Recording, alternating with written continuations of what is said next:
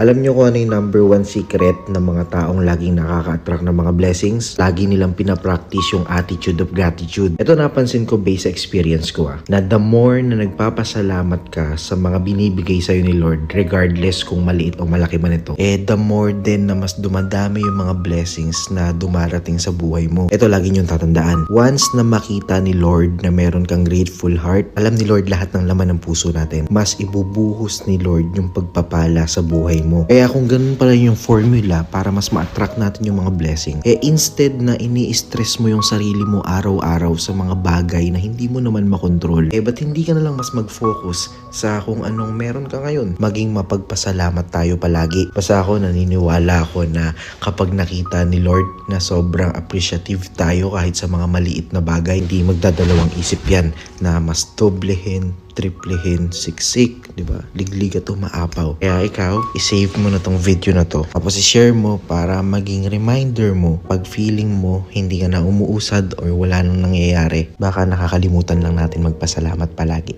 Follow me for more.